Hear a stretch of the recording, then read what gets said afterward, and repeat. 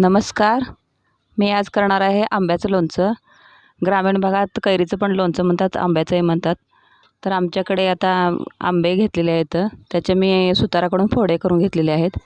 कोळीसहित फोडी करायचं म्हणजे व्यवस्थित लोणचं फार दिवस टिकतं. तर अशा पद्धतीनं आपण त्याचे तुकडे करून घ्यायचं.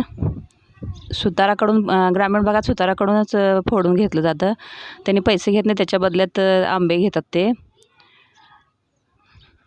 तर अशा पद्धतीनं तुकडे करून घ्यायचं आपण. तर मी 21 आंबे घेतले आहेत, स्वच्छ धुवून चांगलं पुसून घेतले आहेत. तर हे आंबे फोडल्यानंतर याच्यामधले कोई बाजूला काढायचे आणि त्याला परत धुवून पुसून घ्यायचं.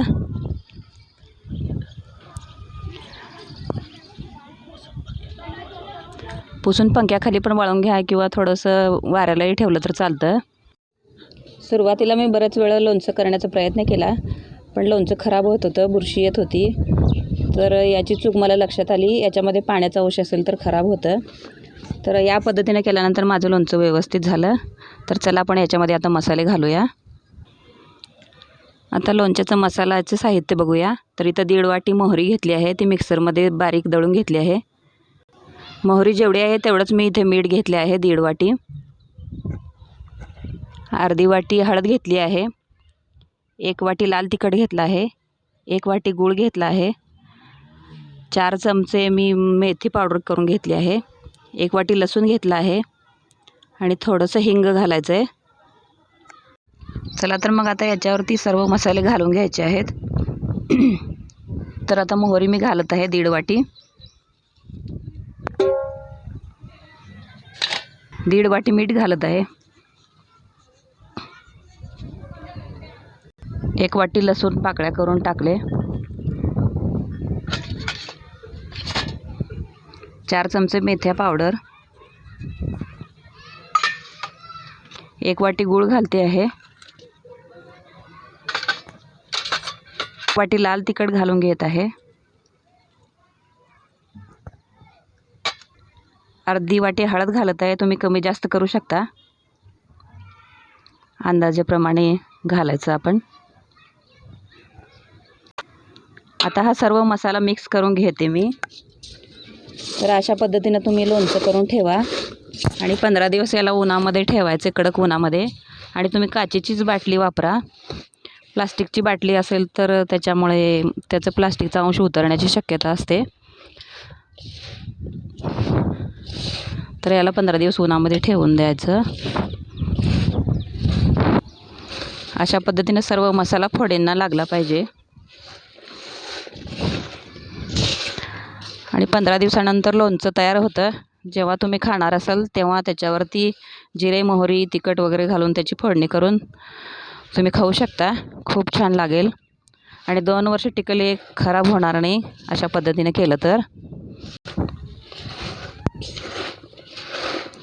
आता मसाला लागून झालेला आहे. मी काचेची बाटली घेऊन त्याच्यामध्ये घालणार आहे. याच्यामध्ये गूळ थोडा जाडसरच घातला आहे.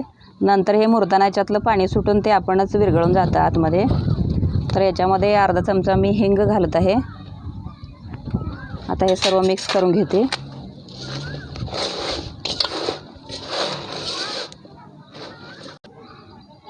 याच्यामध्ये अर्धा चमचा मी खायचा चुना घालत आहे. याच्यामुळं काय होतं की लोणच्याचं जे सालपट असतं नाही ते निब्बर राहतं, त्याच्यामुळे घालायचं आणि लोणचं व्यवस्थित चांगलं कलर येतं त्याला. तर हे पण मध्ये मिक्स करून घेते मी.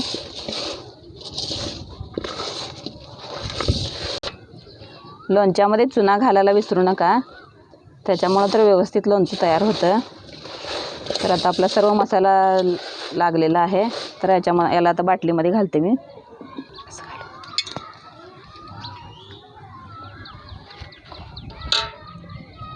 आता थोडं थोडं करून मी बाटलीमध्ये भरून घेणार आहे.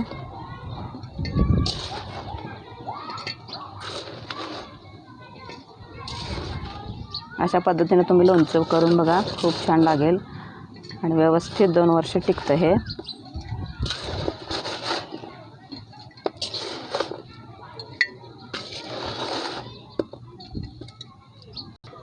आता हे लोणचं मी व्यवस्थित बाटलीमध्ये भरून घेतलं आहे.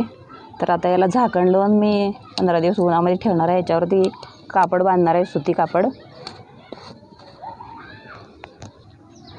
याच्यावरती अशा पद्धतीनं कपडा बांधायचं आणि व्यवस्थित त्याला ऊन लागलं पाहिजे.